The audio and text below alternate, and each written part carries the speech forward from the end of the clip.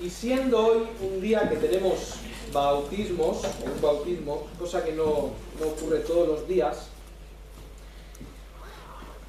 quería hablar precisamente de eso, del bautismo. ¿Qué significa? ¿Qué no significa? Cosas que hemos entendido mal del bautismo o cosas que directamente no hemos entendido. Cómo el bautismo se ha tratado a través de los siglos. Porque sabéis que hay grupos que bautizan a los niños, hay grupos que bautizan por inmersión, hay otros que bautizan por aspersión, hay grupos que se bautizan por los que ya han fallecido, es lo que llaman el bautismo por los muertos, que tú puedes bautizarte por una persona que no tuvo la oportunidad de hacerlo en vida. Esto es lo que llaman el bautismo por los muertos y lo practican los mormones. Pero es curioso que en muchas de las diferentes religiones alrededor del mundo hay alguna clase de ritual parecido al bautismo. Entonces nos interesa, en el siglo XXI en el cual estamos, y ante tantos diferentes usos del bautismo, entender qué es lo que Dios nos dijo en su palabra que es el bautismo, cómo Dios nos dijo que era y qué significado tiene el bautismo. Tengo 4 puntos. El primer punto es que el bautismo es un símbolo de purificación. El segundo punto es que el bautismo es un testimonio público. El tercer punto es que el bautismo no salva, de ninguna manera salva. Y el cuarto punto es la simbología en el bautismo de la muerte y de la vida. Voy a empezar diciendo que el bautismo no es algo que empezaran a practicar los creyentes de los primeros siglos. No es algo que empezara a practicar tampoco Juan el Bautista, o Juan el Bautizador, podríamos llamarle también, por ser ese su oficio. No es algo que era nuevo para los judíos. Cuando alguien descendía, y creo que conocéis como Juan el Bautista bautizaba por inmersión, bautizaba en el río Jordán, el primer bautismo que fue a hacer Juan, no tuvo que explicarle al hombre: mira, te voy a meter la cabeza debajo del agua. ¿Cómo me vas a meter la cabeza debajo del agua? Pero, ¿y qué me vas a hacer? No, te voy a meter la cabeza del agua y luego te voy a sacar. Juan no tuvo que explicar esto, ni la gente miraba sorprendida lo que hacía Juan, porque los judíos ya se bautizaban. Los judíos se bautizaban por inmersión y también se bautizaban por aspersión, y también dentro de la simbología del bautismo ellos se bautizaban, se purificaban cada vez que hacían sus diversos lavamientos. Sabéis que vienen a Cristo y le acusan de que sus discípulos no hacían ¿qué? No se lavaban las manos. Y dice, nuestra ley dice que hay que lavarse las manos, y con los diferentes ritos que ellos hacían. Y Cristo tiene que enseñarles entonces sobre qué es la real o la verdadera purificación. Porque ellos lo entendían, los diversos abluciones es la palabra que usa, pero lavamientos, nos suena más conocido. Los diversos lavamientos que usaban lo tomaban como un símbolo de purificación. En el Yom Kippur, un día que siguen celebrando hasta hoy los judíos en su religión, el Yom Kippur es el día de la expiación, y en ese día los sacerdotes, en tiempos bíblicos, ahora no sé, por no haber templos y por no estar haciéndose los sacrificios, en el día de Yom Kippur los sacerdotes tenían que bautizarse, tenían que purificarse. Lo tenemos en varias partes a lo largo de la Biblia, y también lo tenemos en manuscritos seculares de costumbres judías. Cuando las gentes se acercaban a que Juan el Bautista les bautizara, entendían, y vamos a empezar poniendo la base de que el bautismo de Juan era para arrepentimiento. Esto nos lo dice la palabra. Pero cuando se acercaban a Juan para bautizarse para bautizarse en arrepentimiento, entendían que eran bautizados para ser limpios porque necesitaban la limpieza. Todo el que se acercaba a Juan el Bautista en arrepentimiento entendía que estaba necesitado de ese lavamiento, ¿cierto? Sí, cierto, porque si no, ¿por qué irían a Juan el Bautista? Si no, ¿por qué se bautizarían? La conciencia de ellos estaba trabajando muy bien diciéndoles: vosotros tenéis pecados. Cualquier persona que no ha ido a Cristo y no le ha conocido como su Salvador personal, su conciencia debería decirle que no es una persona justa y que no es una persona perfecta. Y cuando alguien que se cree bueno y justo delante de Dios, cuando hablas con él un rato y le haces ciertas preguntas, él terminará diciendo seguramente: hombre, ¿quién hay perfecto? Sí, claro, dije una mentira, sí que cogí algo que no era mío, sí que he faltado al respeto a mis padres, sí que... Y seguramente esa persona llegará a la conclusión de que no es perfecta, por lo cual necesita purificación. El bautismo de Juan significaba, el lavamiento de Juan significaba esta purificación. Acompañadme a Hebreos 9.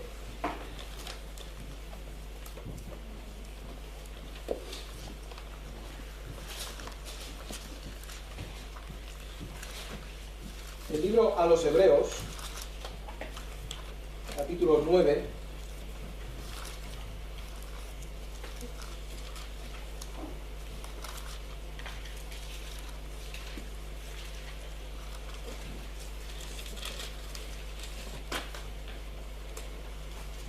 Dice así, en Hebreos 9, 11, voy a leer hasta el 14. Dice: pero estando ya presente Cristo, sumo sacerdote de los bienes venideros, por el más amplio y perfecto tabernáculo, no hecho de manos, es decir, no de esta creación, y no por sangre de machos cabríos ni de becerros, sino por su propia sangre, entró una vez para siempre en el lugar santísimo, habiendo obtenido eterna redención.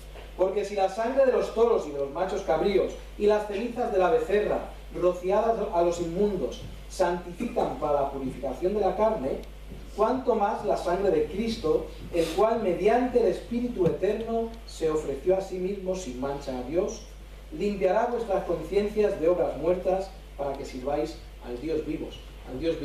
Fijaos que debemos entender que en el Antiguo Testamento, cuando Moisés quiere santificar al pueblo, cuando quiere santificar el tabernáculo, cuando quiere purificar, debemos entender también esto, purificar al pueblo. ¿Os acordáis que rociaba sangre? Sí, lo hizo sobre el tabernáculo, lo tenemos en Levítico capítulo 8, como él rociaba sangre para purificar a los que tenían que ser puros y santos para ejercer su trabajo en el santuario. También para purificar,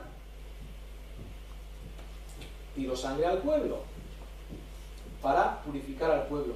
Y es que la imagen de la aspersión de la sangre es también una imagen, al igual que el bautismo, al igual que los diferentes lavamientos, es una imagen de purificación. Cuando alguien decide bautizarse, está dando fe de que sus pecados han sido purificados por una sangre, en este caso no de machos cabríos, sino la sangre ¿de quién? De Cristo. Por eso el escritor de Hebreos tiene que decir que la purificación a través de la sangre de Cristo se hace una vez solo. ¿Veis ahí? Sino que, esto es versículo 12, sino por su propia sangre entró una vez para siempre. La diferencia de los diversos lavamientos es que esos lavamientos no quitaban los pecados para siempre. Por eso es que una vez tras otra, repito otra vez, en el día de la expiación, tenían que purificarse. Está ahí muy claramente el símbolo de la purificación, a través del agua, a través de la sangre. Cuando nosotros nos bautizamos, a través de la inmersión después de haber creído en Cristo, lo estamos haciendo también como un testimonio público de que ha pasado algo a nivel espiritual. Los lavamientos eran, no siempre, pero en muchas ocasiones los lavamientos eran públicos. Habían fuentes en los cuales los judíos se lavaban, habían fuentes a la entrada del templo, para que la gente se lavara otra vez como símbolo de purificación. Cuando los discípulos no se lavan las manos para comer, los fariseos pueden ver que no se están lavando las manos. El bautismo no lo practicaban en secreto tampoco. Cuando Juan el Bautista bautizaba, ¿cómo lo hacía? Pues totalmente en público. Venían las masas y él los bautizaba delante de todos. Y esas personas que eran bautizadas estaban dando testimonio público de que se arrepentían de sus pecados. De repente en esos tiempos andaba Bartolomeo y ve a Micaías que va donde Juan. ¿Qué hace Micaías yendo donde Juan? Si es un sinvergüenza, si es un hombre terrible, si todo el mundo sabe lo malo que es Micaías. ¿Qué hace Micaías yendo con Juan? Y Micaías baja al agua y dice delante de todos: mira, reconozco que he hecho lo incorrecto, reconozco que he robado, reconozco que os hago la vida imposible a los demás vecinos, por lo cual me arrepiento. Y todo el pueblo veía el arrepentimiento, ¿cierto? Claro, porque era un testimonio público. Cuando alguien decide bautizarse, no lo hace en un rincón de su casa donde nadie le ve, sino que está dando un mensaje a todos. Ahora voy a ser diferente. Ahora he sido purificado. Si vamos a Mateo 3, acompañadme hasta el Evangelio, Mateo 3, 13 al 17, tenemos un caso curioso.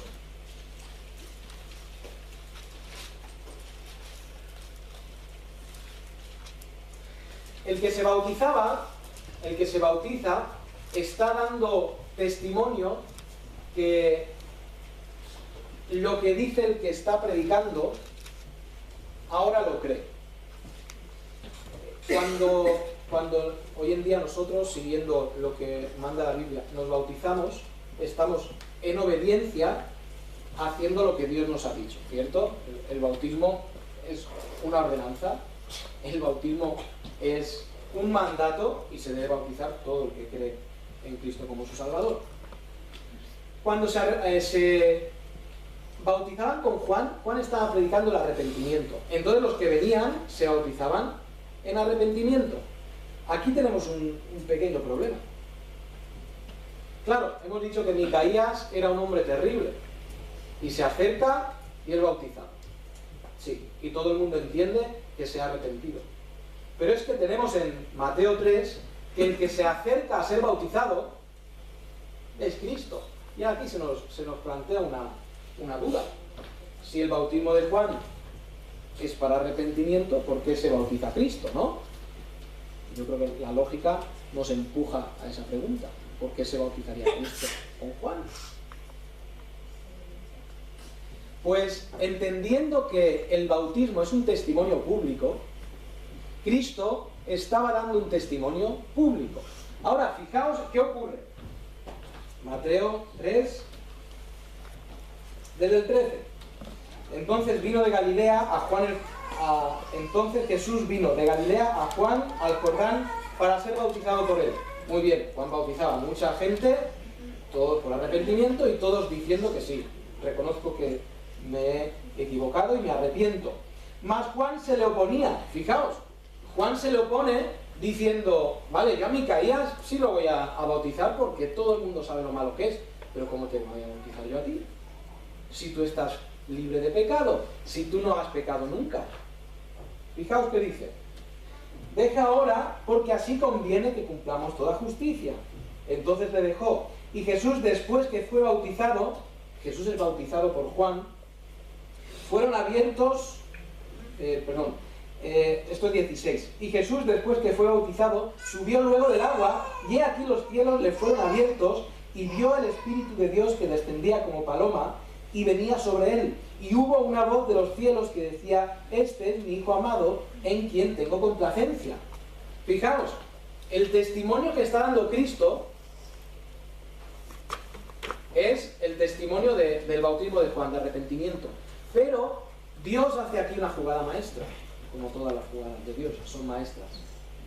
Cuando se está dando testimonio de arrepentimiento, Dios baja y en testimonio público, y por eso habla a oídos de todos, les dice: momento, Jesús se está bautizando.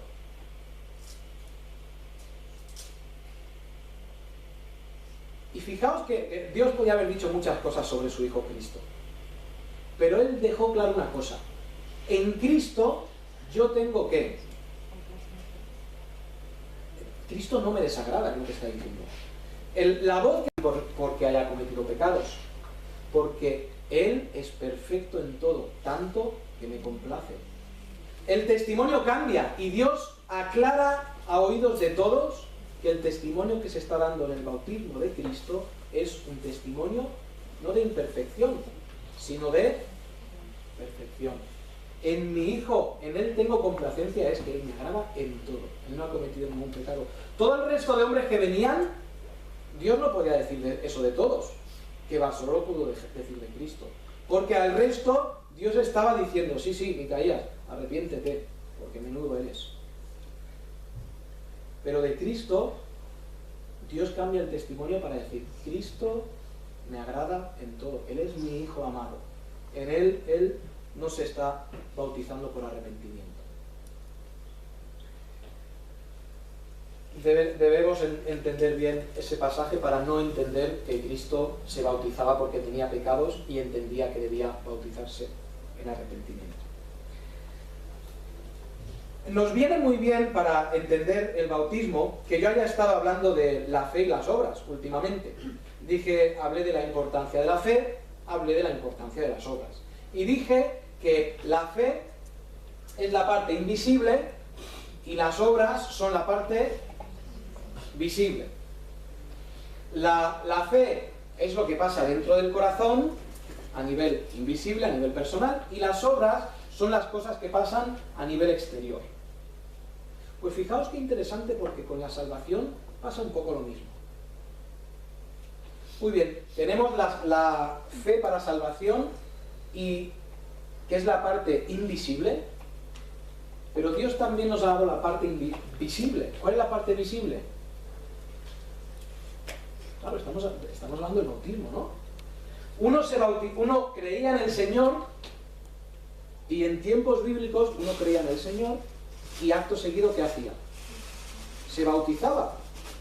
Tenemos este africano, el cual es en medio del camino, está leyendo Isaías, y viene...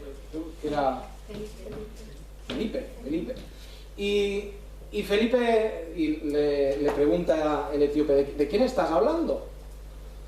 Y dice: de Cristo. Y automáticamente el etíope dice: ¿qué impide que yo sea bautizado? ¿Y qué le dice Felipe? Felipe le dice: déjame que mire la agenda, porque tenemos que hacer unos cursos primero. Y vamos a hacer un par de años de discipulado y luego ya te bautizas. Y el etíope, pues se ve que su horario no era tan amplio. Lo que encontramos bíblicamente es que se cree, y la demostración de la creencia, vuelvo a decir, algo invisible, algo interior, la demostración de la fe es el bautismo. Algo visible y algo exterior.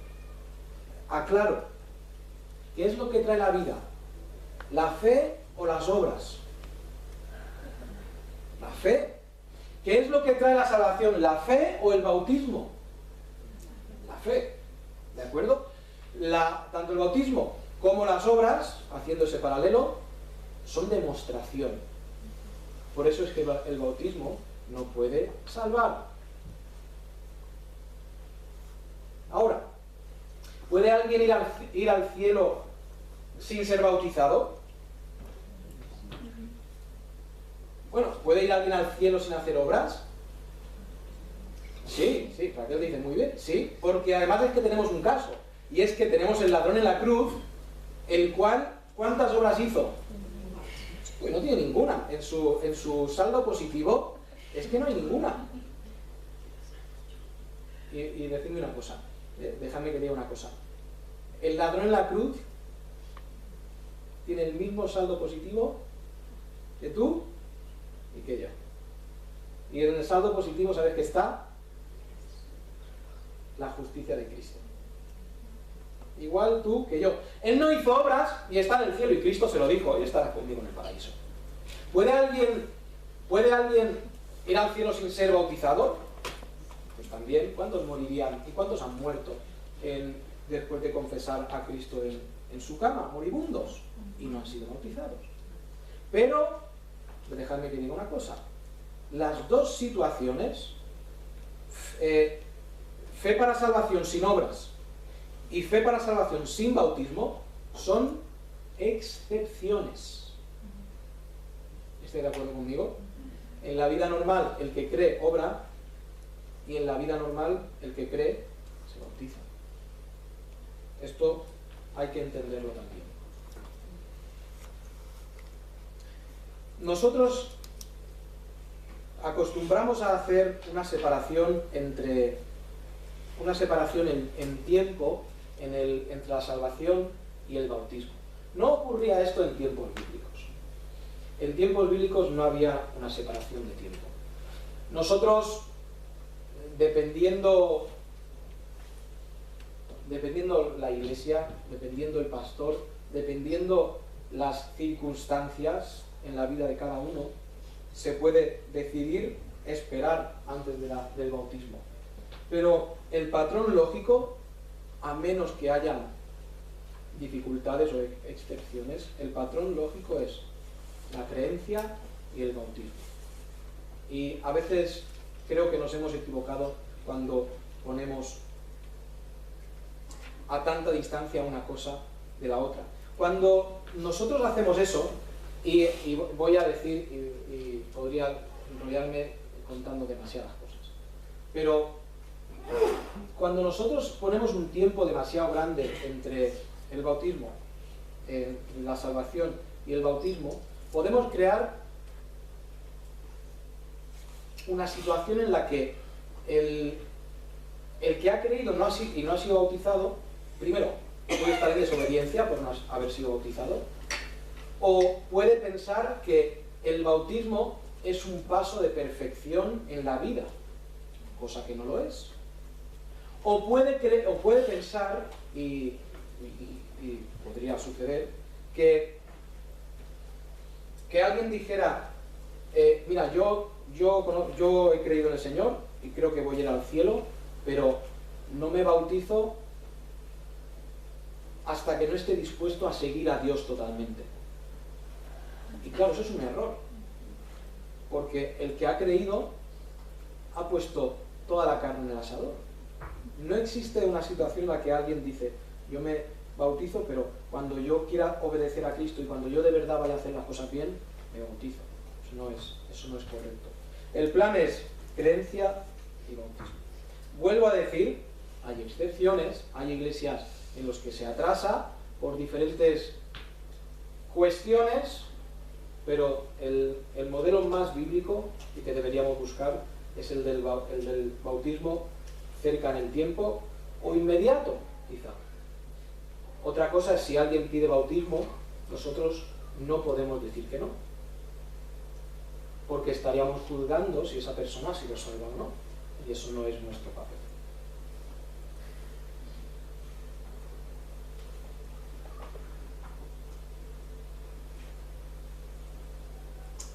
Vamos a Romanos capítulo 6.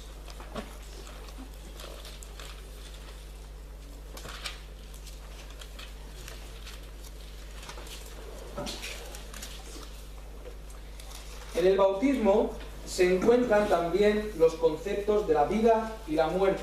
En Romanos capítulo 6, 3 al 5, fijaos, dice así: ¿o no sabéis que todos los que hemos sido bautizados en Cristo Jesús hemos sido bautizados en su muerte, porque somos sepultados juntamente con él para muerte por el bautismo.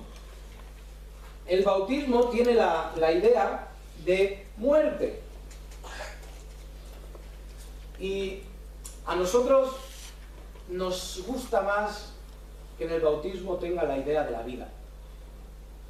Pero es que si le quitamos el significado de la muerte y la vida al bautismo, estamos dejando coja la enseñanza del bautismo.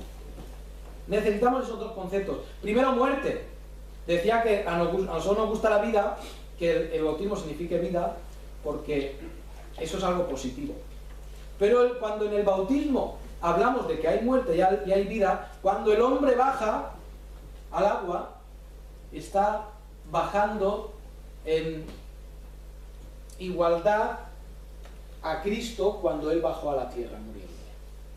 Cuando el hombre que se bautiza, la mujer que se bautiza, sale del agua, está, al igual que Cristo, está dando un testimonio de vida. Cuando nosotros bajamos al agua dando testimonio de muerte, tendríamos que decir, ahí en el agua, cuando después salimos, porque Saxe va a ser bautizada esta mañana y no la voy a dejar mucho tiempo debajo del agua, lo justo para que todos veáis que está bajo el agua, y luego la sacaré, si nada lo impide.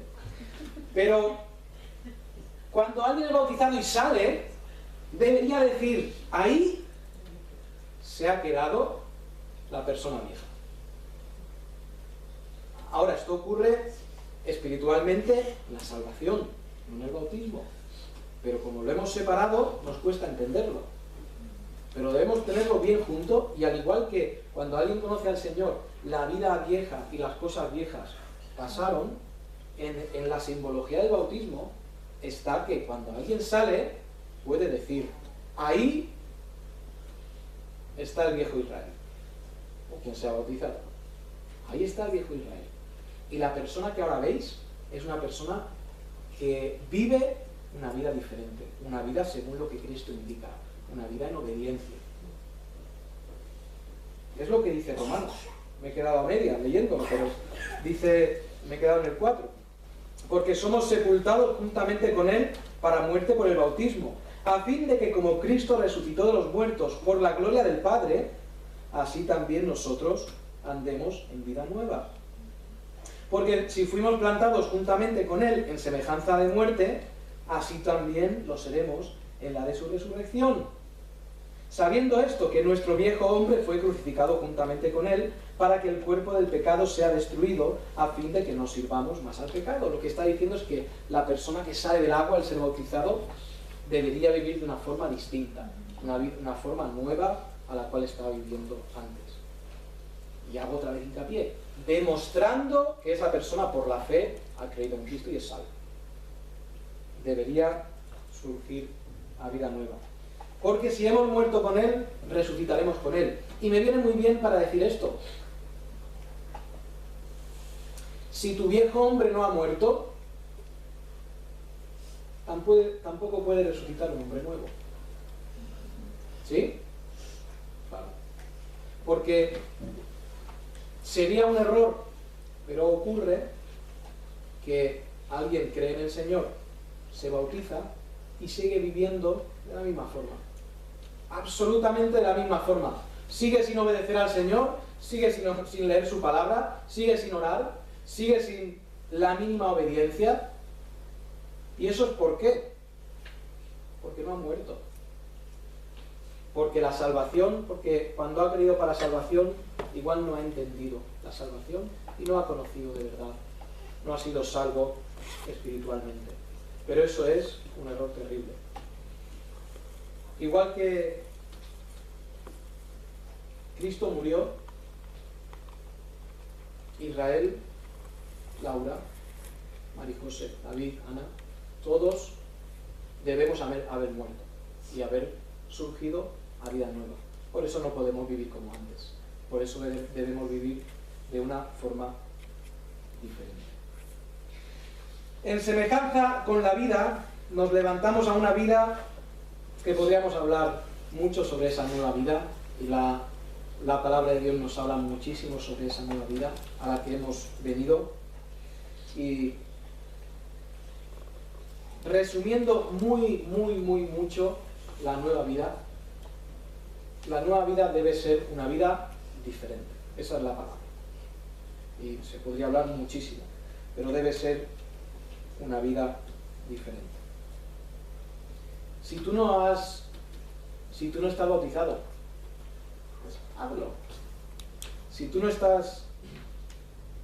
tú eres creyente y no estás bautizado, bautízate, pide bautismo, es lo que la Biblia nos enseña, es lo que la Biblia exige. Entiéndelo también el bautismo, y es por eso que esta mañana, cuando vamos a presenciar todos un bautismo, yo quería dejar cosas claras aquí. Me quedo sin tiempo para hablar de las diferentes formas de bautismo. Algunos grupos bautizan a niños, pero según hemos visto esta mañana, debe haber una capacidad de razonamiento para que una persona conozca al Señor y para que sea bautizado. Un niño de unos meses, te aseguro que no entiende el bien y el mal. Un niño de meses no entiende nada de su pecado, no entiende nada del cielo y no entiende nada del infierno. ¿Por qué bautizaríamos a una persona siendo un niño? El bautismo debe ser entendiendo todo lo que la palabra dice y entendiendo que debo morir al yo, a mi deseo, y vivir para Cristo una vida nueva. Entonces no tiene sentido el bautismo de niños. El bautismo por los muertos que predican otros grupos. Esto Pablo lo ataca en la Biblia, lo menciona. El bautismo de los muertos. Condenándolo, no aprobándolo, desde luego. Y como he dicho, en el bautismo de muertos, la persona se bautiza en nombre de otra persona. Y eso bíblicamente no lo encontramos en ningún sitio. Lo que encontramos es que una vez que el hombre fallece, debe ir a rendir cuentas delante de Dios. Y la justicia, la vida, la salvación es durante el tiempo que vivimos. Bautizar de mayor. También se bautiza de mayor, es lo que llamamos la extrema unción. Lo que llaman la extrema unción, donde por aspersión se da la extrema unción. Están bautizando realmente. Y eso viene de la historia y es muy interesante estudiar cómo la Iglesia Católica pasó de bautizar por inmersión a bautizar por aspersión. Y es muy curiosa la historia, pero no es para esta mañana. Porque esta mañana ya estamos en la hora. Desde luego, si tienes preguntas, si quieres hablar conmigo, si quieres bautizarte, pues después podemos hablar. Vamos a ver. Eterno Dios, nuestro Padre grande como eres, precioso, nos has ordenado el bautismo y lo hemos hecho y lo hacemos en obediencia y, Señor, también en entendimiento de lo que tú has hecho, de tu muerte, de tu resurrección, que nosotros también entendemos la muerte y la resurrección y entendemos que un día te veremos a ti cara a cara, entendemos que un día gozaremos de tu Hijo Jesucristo, al cual amamos, al cual seguimos, y un día lo podremos ver con nuestros propios ojos. Gracias porque eres maravilloso en tus obras y lo vemos reflejado en tu palabra. Gracias en el nombre de Cristo. Amén.